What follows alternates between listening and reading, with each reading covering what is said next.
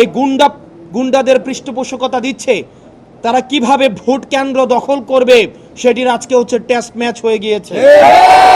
আপনারা দেখেছেন যে আমরা যখনই নির্বাচন কমিশনে আমরা আসি, আমরা নির্বাচন কমিশনের যেই বস্তুনিষ্ঠ ভূমিকাকে আমরা সবসময় প্রশ্নবিদ্ধ করেছি। আমরা বারবার বলে এসেছি যে অতীত কাঠামোতে বর্তমান যে নির্বাচন কমিশন পিক অ্যান্ড চুজ ভিত্তিতে নিয়োগ করা হয়েছে, গঠিত হয়েছে, এখানের কমিশনার যারা রয়েছে তারা পিক অ্যান্ড চুজ ভিত্তিতে নিয়োজিত হয়েছে, নিয়োগপ্রাপ্ত হয়েছে। আমরা তাদের বস্তুনিষ্ঠ ভূমিকাকে আমরা সব সময় এখনও পর্যন্ত আমরা প্রশ্নবিদ্ধ করেছি। আমরা আজকে যে ন্যাক্কারজনক যে ঘটনাটির পুরো বাংলাদেশ যেটি সাক্ষী হয়েছে, এটি মূলত হচ্ছে আগামী নির্বাচন কেমন হতে পারে এবং সেই নির্বাচনে এই নির্বাচনের ভূমিকা কি, নির্বাচন কমিশনের ভূমিকা কি হবে এবং আগামী নির্বাচনে বিএনপি কি ভূমিকা রাখবে এবং পুলিশ কি দর্শকের ভূমিকা রাখবে, কি ভূমিকা পালন করবে, সেটির আজকে প্রমাণ হয়ে গিয়েছে। আপনারা দেখেছেন কিভাবে বিএনপির একজন নেত্রী বলছেন আমরা চাইলে এখানে গুন্ডা নিয়ে আসতে পারতাম, অর্থাৎ গুন্ডার পৃষ্ঠপোষকতা ওনারা দিয়ে আসছেন। আমরা দেখছি নির্বাচন কমিশনের বাইরে লাঠি সুটা নিয়ে মহড়া দিচ্ছে। নির্বাচন কমিশন, প্রধান নির্বাচন কমিশনের অফিসের যদি এই অবস্থা হয়, সারা বাংলাদেশে এই বিএনপির যারা রয়েছে এই গুন্ডাদের পৃষ্ঠপোষকতা দিচ্ছে, তারা কিভাবে ভোট কেন্দ্র দখল করবে সেটির আজকে হচ্ছে টেস্ট ম্যাচ হয়ে গিয়েছে। এবং এইসব নেতাকর্মী বাংলাদেশে কিভাবে, হাসিনার সময় আমরা বলতে শুনেছি, হাসিনা বলতো 20টা হুন্ডা 10টা গুন্ডা নির্বাচন ঠান্ডা। আর আজকে রুমিন ফারহানা, যিনি হাসিনার কাছে ফ্ল্যাটের জন্য আবেদন করেছেন, যিনি হাসিনার পতনে সবচেয়ে বেশি আমার মনে হয় কষ্ট পেয়েছেন, সবচেয়ে বেশি কষ্ট পেয়েছেন, তিনি হচ্ছেন রুমিন ফারহানা। আমরা 15 আগস্টে আওয়ামী লীগ থেকেও বেশি আওয়ামী লীগ পণ্য যাদেরকে মনে হয় তাদের মধ্যে রুমিন ফারহানা অন্যতম। উনি সব সময় বলে থাকেন বিগত 15 বছর নাকি উনি অনেক ভালো ছিলেন। উনি অবশ্যই ভালো থাকবেন, কারণ উনি যত ধরনের আওয়ামী সুবিধা রয়েছে সব ধরনের সুবিধা উনি নিয়েছেন।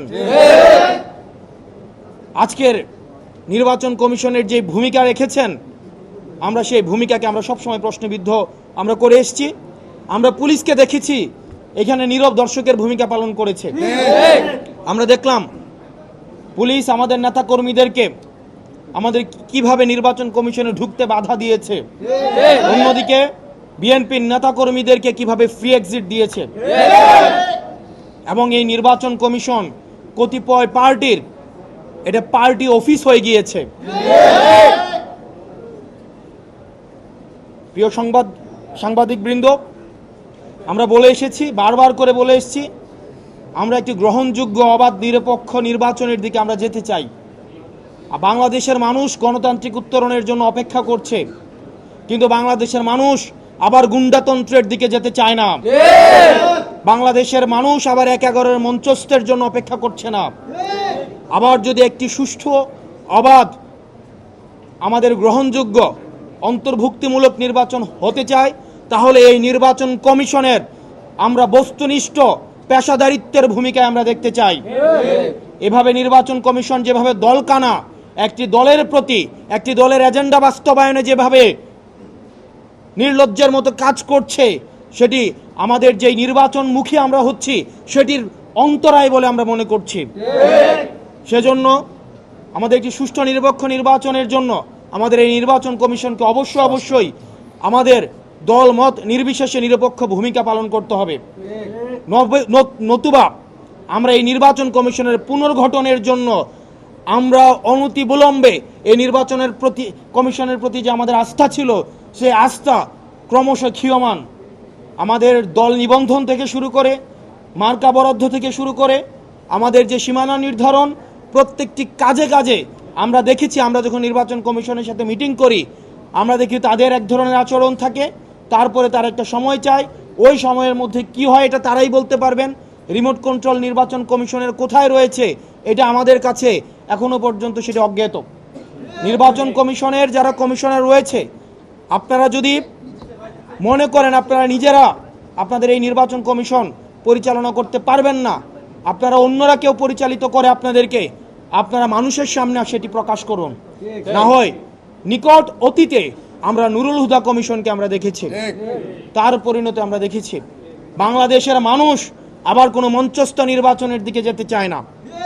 এবং বিএনপির আওয়ামী বিষয়ক সম্পাদক রয়েছেন অনেকেই, যারা আওয়ামী লীগ থেকে বেশি আওয়ামী লীগ। বিএনপির আওয়ামী লীগ বিষয়ক সম্পাদক যারা রয়েছেন তাদের মধ্যে অন্যতম রুমিন ফারহানা, আওয়ামী লীগের সুবিধাভোগী, আওয়ামী লীগের ফ্ল্যাটভোগী, এবং যারা গুন্ডা দিয়ে নির্বাচন কমিশনকে ঠান্ডা করে দিতে চায়, যারা একটা প্রেসক্রিপটিভ ইলেকশনের দিকে আবার যেতে চায়। আমরা এই বিএনপির আওয়ামী বিষয়ক সম্পাদকদেরকে বলবো, আপনারা জনগণের পালসকে বুঝুন, 24 পরবর্তী জনগণের পালসকে বুঝুন, নতুবা আবার বাংলাদেশের সংকটের দিকে যাবে। এবং তাদের কারণেই আমরা বিশ্বাস করতে চাই বিএনপি এখনো পর্যন্ত গুন্ডাতন্ত্র, তারা যেই বিএনপির এই ফজলু সাহেব, উনাকে এখনো পর্যন্ত আমরা সম্বোধন করছি, সম্মান দেখাচ্ছি, কিন্তু উনি যে ধরনের বক্তব্য দিচ্ছেন এবং রুমিন ফারহানা যে ধরনের বক্তব্য দিচ্ছেন, যে ধরনের কার্যক্রম পরিচালনা করছেন, আমরা ধরে নিব এগুলো হচ্ছে বিএনপির হাই কমান্ডের ইনস্ট্রাকশন। এবং আজকের নির্বাচন কমিশনে যেই ঘটনাটি ঘটেছে সেই বিষয়ে বিএনপি কি অবস্থান নেয় সেটির প্রতি আমরা নজর রাখব। এবং পুলিশ ভাইরা যারা রয়েছেন, আমরা আপনাদের প্রতি আবেদন জানাবো, আপনারা দয়া করে ক্ষমতামুখী হওয়ার কোনো প্রয়োজন নাই।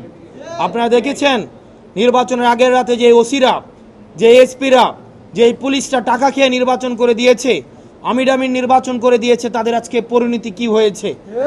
আপনারা জনগণের পক্ষে থাকেন, জনগণ আপনাদেরকে বাঁচাবে, কোন রাজনৈতিক দল আপনাদেরকে শেল্টার দিতে পারবে না। যদি জনগণ আপনাদের পাশে থাকে তাহলে এই হুন্ডা গুন্ডার রাজনীতি বাংলাদেশে আর পুনর্স্থাপিত হবে না। আমরা এই গুন্ডার রাজনীতি আমরা ভারতে পাঠিয়ে দিয়েছি। এখন এই রুমিন ফারহানারা যদি সেটি আবার বাংলাদেশে রিহ্যাবিলিটেট করতে চায়, তাহলে হাসিনার প্রতি তাদের যে আন্তরিকতা, তাহলে হাসিনা যেখানে আছে তাদেরকেও সেখানে চলে যেতে হবে। প্রিয় সাংবাদিক ভাইয়েরা, আমরা এই নির্বাচন কমিশনের বস্তুনিষ্ঠ আচরণ দেখতে চাই। না হয় এই নির্বাচন কমিশন পুনর্গঠনের জন্য এই নির্বাচন কমিশনের আমাদের যে পিক অ্যান্ড চুজ পদ্ধতিতে নির্বাচন কমিশন গঠিত হয়েছে, এই নির্বাচন কমিশনে বিভিন্ন পক্ষের লোক রয়েছে। একজন হচ্ছে বিএনপিপন্থী, কেউ হচ্ছে অন্যপন্থী, কেউ হচ্ছে ডানপন্থী, কেউ বামপন্থী। এই যে পন্থী, আমরা চেয়েছিলাম বাংলাদেশপন্থী নির্বাচন কমিশন। আমরা এই নির্বাচন কমিশনের যেই ধরনের অ্যানোমালিজ রয়েছে আমরা খুব শীঘ্রই আপনাদের সামনে উপস্থাপন করব। এবং বাংলাদেশের এনসিপির নেতাকর্মী, আপনারা প্রত্যন্ত এলাকায়, আপনারা প্রান্তিক জনপদে যারা রয়েছেন, সারা দেশের এনসিপির নেতাকর্মীদের প্রতি বিএনপির যে বিমাতা সুলভ আচরণ, সেটির আজকে একটি সিগন্যাল আপনারা পেয়ে গেলেন। আপনাদেরকে সুগঠিত হতে হবে এবং বিএনপির এই যে আগ্রাসী যে মনোভাব রয়েছে, গুন্ডাতন্ত্রের যে মনোভাব রয়েছে, গুন্ডাদের তুষণ এবং পোষণের যে মনোভাব রয়েছে, সেটি থেকে যদি সংস্কার না করে তাহলে তাদের গণপ্রতিরোধের মুখোমুখি হতে হবে। আমরা আনুষ্ঠানিকভাবে নির্বাচন কমিশন আমরা অভিযোগ দিয়ে যাব এবং আমরা পর্যবেক্ষণ করব নির্বাচন কমিশন এই বিষয়ে কি যথাযথ ব্যবস্থা নেয়। আপনারা ভালো থাকবেন। আপনারা যারা এই নির্বাচন কমিশনে যেসব সাংবাদিক রয়েছেন, আপনাদের কৃতজ্ঞতা জানাচ্ছি, ধন্যবাদ জানাচ্ছি। এবং আমরা আপনাদের পেশাদারিত্ব এবং আপনারা যেই পেশাদারিত্বের পরিচয় দিচ্ছেন সেটির প্রতি আমরা কৃতজ্ঞতা জানাচ্ছি। কিন্তু আমরা সেটিও বিশ্বাস করি, আমরা সেটি জানি যে আপনাদের উপরে বিভিন্ন ধরনের প্রেশার দেওয়া হয়, বিভিন্ন হাউজের প্রেশার দেওয়া হয়। অতীতে যেভাবে আপনারা বস্তুনিষ্ঠ সাংবাদিকতা করেছেন, আপনারা যেভাবে সাহসিকতার পরিচয় দিয়েছেন, আপনাদের সেই সাহসিকতা, যে ধারাবাহিকতা, সেটি অব্যাহত থাকবে। ধন্যবাদ আপনাদেরকে।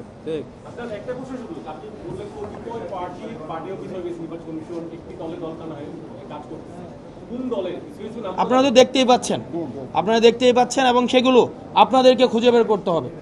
আপনারা যারা সাংবাদিক রয়েছেন, আপনাদেরকে খুঁজে বের করতে হবে যে আসলে বিএনপি এবং জামাত সহ অন্যান্য যে রাজনৈতিক ক্রিয়াশীল যে রাজনৈতিক দলগুলো রয়েছে, তারা এই নির্বাচন কমিশনে কে কতটা কিভাবে প্রভাব বিস্তার করে, এবং যারা এখানে ইলেকশন কমিশনে যে কমিশনাররা রয়েছে তারা ওইসব রাজনৈতিক দলের সাথে কে কিভাবে সম্পৃক্ত এবং কে কাকে মেনটেন করে। শুধুমাত্র তো নির্বাচন কমিশন না, বাংলাদেশের যে অফিসগুলো রয়েছে সচিবালয় থেকে শুরু করে বাংলাদেশের পুলিশ, বাংলাদেশের যে অফিসগুলো রয়েছে সেগুলো আমরা শুনতে পাই, এগুলো আপনাদের দায়িত্ব, আপনারা খুঁজে বের করবেন। আমরা শুনতে পাই এগুলো এখন বিভিন্ন জায়গা থেকে নিয়ন্ত্রণ করে। আমরা বেগম দেশনেত্রী বেগম খালেদা জিয়ার পিএস আব্দুল সাত্তার সাহেব, আমরা ওনার নাম শুনছি এখন, উনি নাকি এখন অনেক কিছু নিয়ন্ত্রণ করেন এবং যে সচিবালয়ের বাইরে নাকি একটা শেডু সচিবালয় এখন স্থাপন করেছে। এখন সেগুলো গণমাধ্যমে আপনারা যারা রয়েছেন আপনাদের সেটি দায়িত্ব খুঁজে বের করা এবং জনগণের সামনে সেগুলোকে উন্মোচিত করা।